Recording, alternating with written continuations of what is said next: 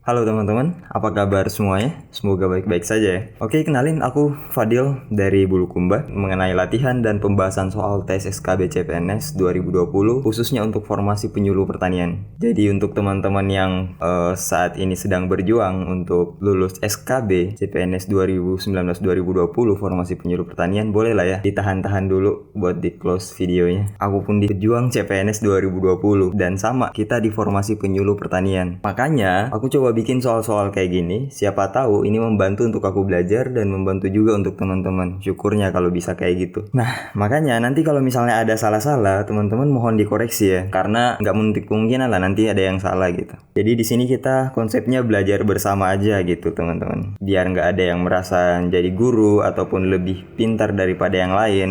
Jadi kalau misalnya nanti ada yang salah, ya silahkan dikoreksi. Komen kek, mau di DM kek, silahkan gitu. Oh iya teman-teman, lupa jadinya. Nanti karena ini latihan, coba teman-teman dicatat jawabannya, coba atau diingat-ingat aja, nggak apa-apa, terserah gimana aja dah. Berapa benar, berapa salahnya. Karena buat aku pribadi itu tuh bermanfaat banget ya. Dulu waktu latihan di SKB, aku coba kayak gitu, pantengin channelnya Viracun sama dosen Deso, Kak Fajar, dan itu berguna banget gitu. Kayak tiba-tiba dalam soal ada kita udah pernah salah dan aku udah pernah salah nih di soal ini. Tiba-tiba teringat gitu loh waktu tes. Aku udah pernah salah, berarti bukan yang ini nih, bukan yang ini. Oh, yang ini jawabannya, kayak gitu jadinya. Nah, sebelum kita lanjut, buat teman-teman yang belum cuci tangan aja dulu. Oke, kita mulai dengan soal nomor 1 ya teman-teman. Undang-undang yang mengatur tentang sistem penyuluhan pertanian, perikanan, dan kehutanan adalah A. Undang-Undang nomor 12 tahun 2006, B. Undang-Undang nomor 16 tahun 2006, C. Undang-Undang nomor 52 tahun 2009, D. Undang-Undang nomor 25 tahun 2009, E. Undang-Undang nomor 41 tahun 2009. Ayo teman-teman, kira-kira yang mana nih jawabannya? 2006, 2009,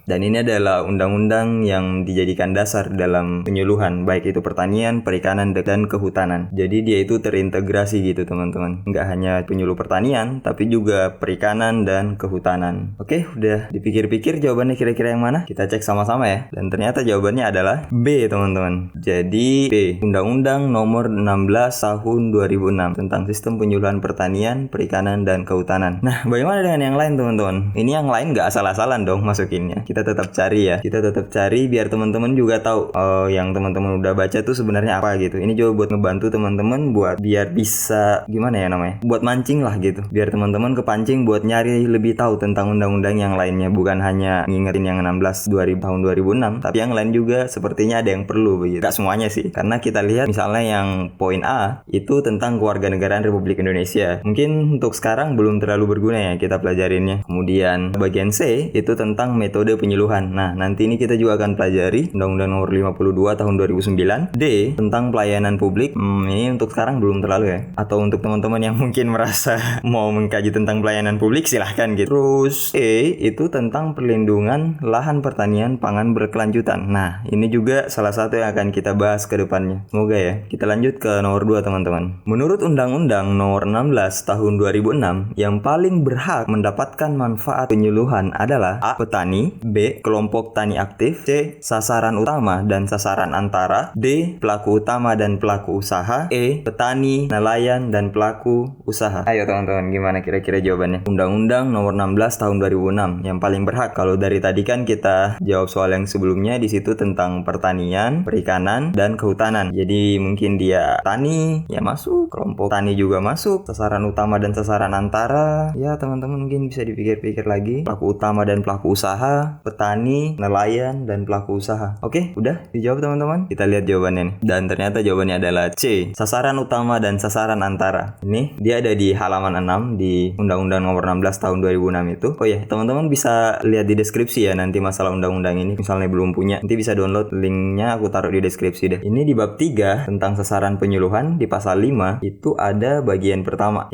Poin pertama yaitu pihak yang berhak memperoleh manfaat penyuluhan meliputi sasaran utama dan sasaran sasaran antara. Sasaran utama itu apa? Sasaran utama adalah pelaku utama dan pelaku usaha gitu teman-teman. Kemudian sasaran antaranya adalah pemangku kepentingan lainnya yang meliputi kelompok atau lembaga pemerhati pertanian, perikanan, dan kehutanan, serta generasi muda dan tokoh masyarakat. Jadi orang-orang yang nggak berhak secara langsung gitu. Jadi secara tidak langsung dia hak-haknya. Oke? Paham ya teman-teman? Kita lanjut. Nomor 3, hubungan antara penyuluh, pelaku utama, dan pelaku usaha yang harus merupakan mitra sejajar merupakan pengertian penyuluhan berdasarkan asas A. Kemitraan, B. Kerjasama, C. Keterpaduan, D. Kesetaraan, E. Bertanggung gugat. Wadaw, mana nih? Merupakan mitra sejajar, ada kemitraan ya. Gimana teman-teman? Udah dipikirin jawabannya kira-kira yang mana? Kita cek sekarang ya. Coba kita cek. Dan ternyata jawabannya adalah D. Kesetaraan. Jadi jawabannya D teman-teman, bukan bagian A ya, kemitraan, sekalipun dia agak-agak mirip lah gitu katanya, rasanya yang mitra sejajar dengan kemitraan. Bagian D selengkapnya itu ada di penjelasan pasal 2 teman-teman, Undang-Undang 16 tahun 2016. Di situ ada 13 asas. Teman-teman bisa cek sendiri ya.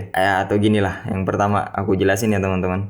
Yang kemitraan adalah penyelenggaraan penyuluhan yang dilaksanakan berdasarkan prinsip saling menghargai, saling menguntungkan, saling memperkuat, dan saling membutuhkan antara pelaku utama dan pelaku usaha yang difasilitasi oleh penyuluh gitu teman-teman. Kemitraan. B. Kerjasama adalah penyelenggaraan penyuluh, bahwa penyelenggaraan penyuluhan harus diselenggarakan secara sinergis dalam kegiatan pembangunan pertanian, perikanan, dan kehutanan serta sektor lain yang merupakan tujuan bersama antara pemerintah dan masyarakat. C. Penyelenggaraan penyuluhan yang dilaksanakan secara terpadu antar kepentingan pemerintah, dunia usaha, dan masyarakat. Bagian E ini bertanggung gugat, artinya itu evaluasi kinerja penyuluhan dikerjakan dengan membandingkan pelaksanaan yang telah dilakukan dengan perencanaan yang telah dibuat dengan sederhana, terukur, dapat dicapai, rasional, dan kegiatannya dapat dijadwalkan gitu. Oke, paham ya semua? Kita lanjut nomor 4. Seluruh rangkaian pengembangan kemampuan, pengetahuan, keterampilan, serta sikap pelaku utama dan pelaku usaha melalui penyuluhan merupakan pengertian dari A. Pertanian, B. Penyuluh, C. Penyuluhan, D. Sistem penyuluhan, E. Petani. Ayo teman-teman, yang mana kira-kira? Secara garis besar yang merupakan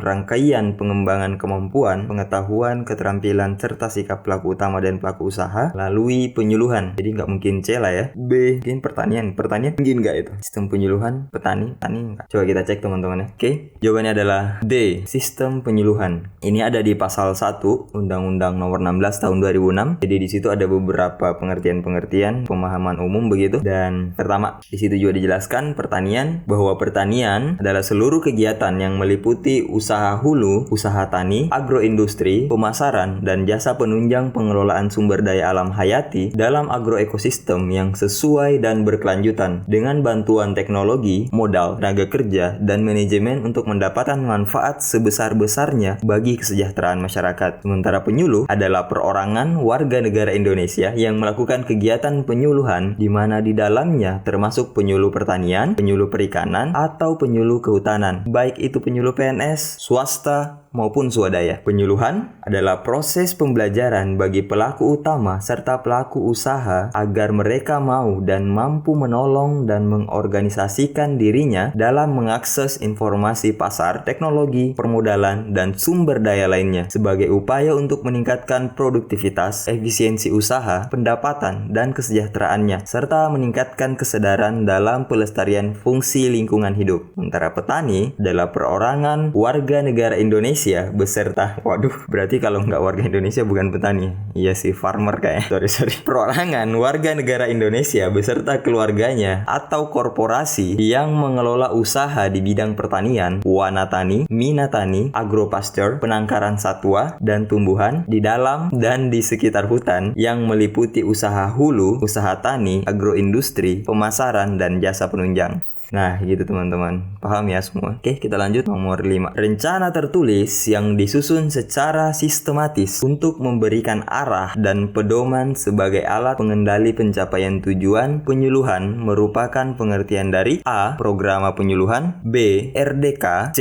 RDKK, D. RUK, E. RKK. Ini nanyain rencana ya. Jadi ini nanyain rencana teman-teman. Dan bagian B, C, D, dan E semuanya ada R-nya, semuanya rencana itu itu pasti. Mungkin teman-teman udah ada yang tahu apa itu RDK, RDKK, RUK, RKK. Jangan googling ya. Oke.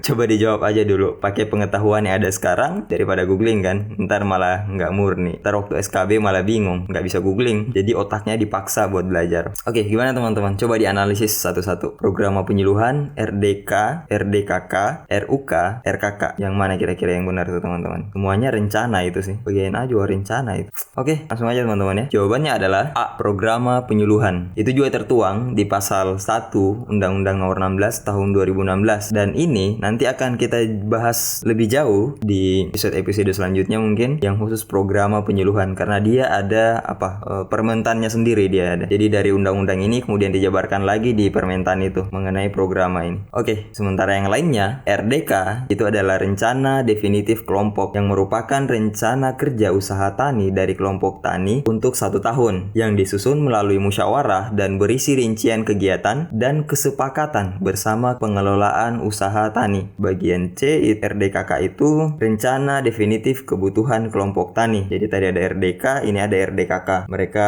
satu kesatuan gitu. Karena ini merupakan rencana kebutuhan kelompok tani untuk 1 musim tanam.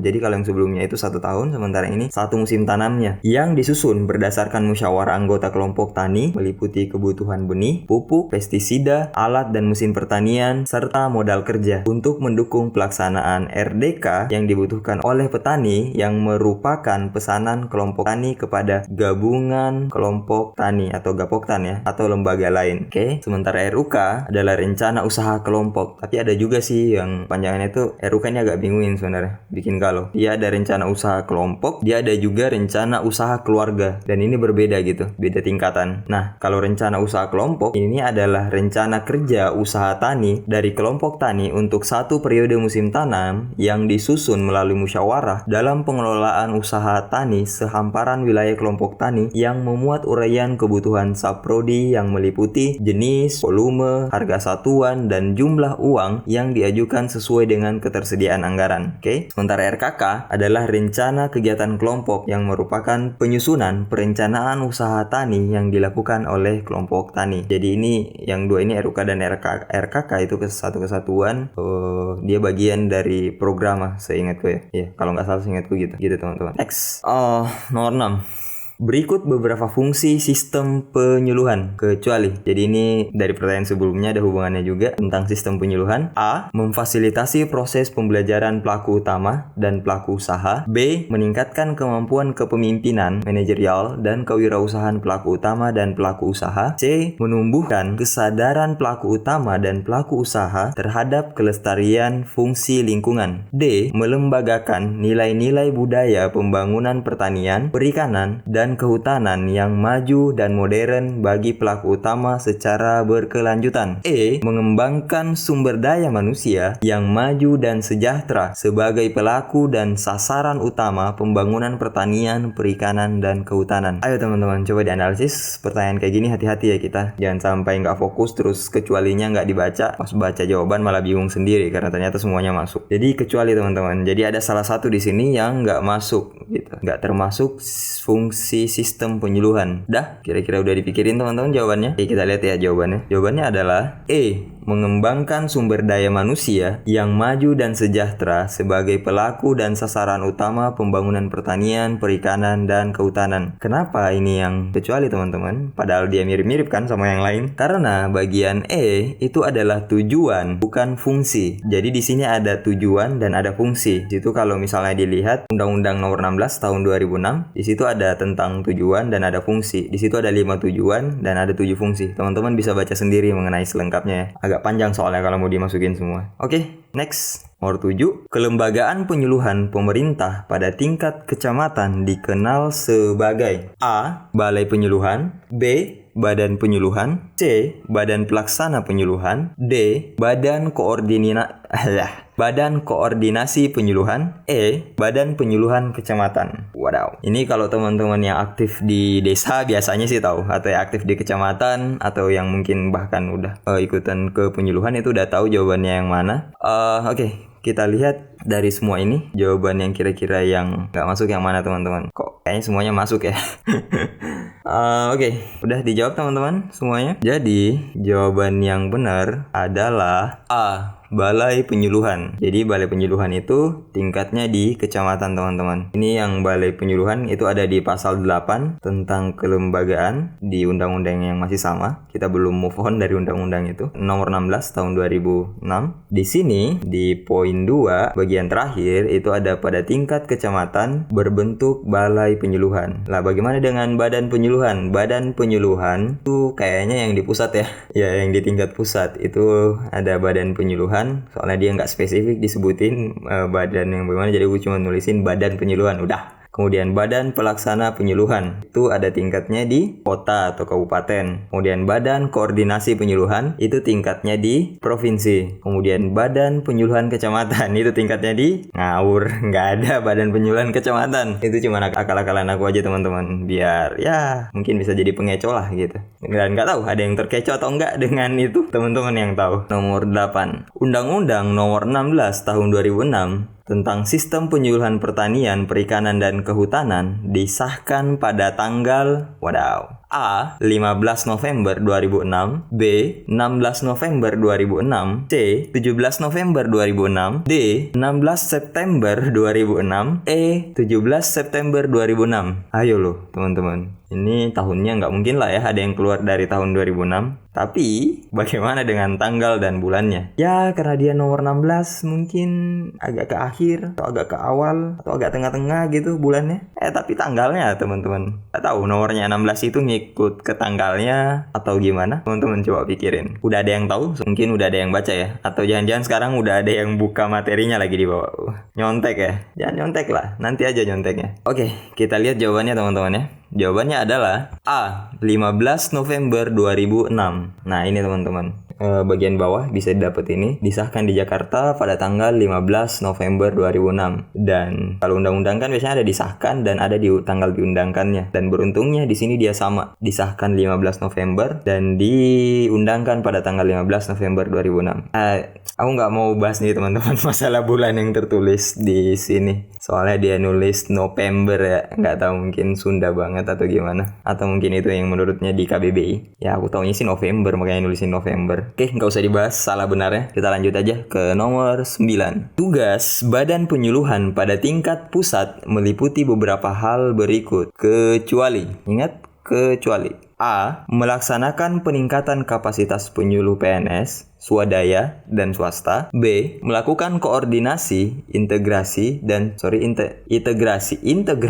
sinkronisasi lintas sektor, optimalisasi partisipasi, advokasi masyarakat dengan melibatkan unsur pakar, dunia usaha, institusi terkait, perguruan tinggi, dan sasaran penyuluhan. C. Melaksanakan kerjasama penyuluhan nasional, regional, dan internasional. D. Menyelenggarakan pengembangan penyuluhan, pangkalan data, layanan, dan jaringan informasi penyuluhan. E. Menyusun kebijakan nasional, program penyuluhan nasional, standarisasi dan akreditasi tenaga penyuluh, sarana dan prasarana, serta pembiayaan penyuluhan. Ayo teman-teman, kira-kira yang mana nih? Yang ada kata-kata nasionalnya kah yang ada di pusat gitu? Atau tapi ada berapa yang ada kata nasionalnya? Bagian E ada kata nasional, bagian C ada kata nasional. Ya itu aja, yang lain nggak ada. Jadi kayaknya E dan C itu nasional ya. Berarti bukan itu, berarti A, B, D. Kira-kira yang mana teman-teman? Oke, udah dijawab? Mari kita lihat jawabannya. Jawabannya adalah B. Melakukan koordinasi, integrasi, sinkronisasi lintas sektor, optimalisasi partisipasi, advokasi masyarakat dengan melibatkan unsur pakar, dunia usaha, institusi terkait, perguruan tinggi, dan sasaran penyuluhan. Jadi bagian B ini itu dia salahnya. Kenapa dia nggak termasuk di tingkat nasional? Karena ini adalah tugas dari Badan Koordinasi Penyuluhan di provinsi. Jadi namanya aja udah Badan Koordinasi. Jadi tugasnya juga koordinasi kayak gitu. Ini selengkapnya ada di pasal 9 teman-teman, Undang-Undang 16 tadi tahun 2006. Bisa dicek sendiri ya. Oke, selanjutnya adalah nomor 10.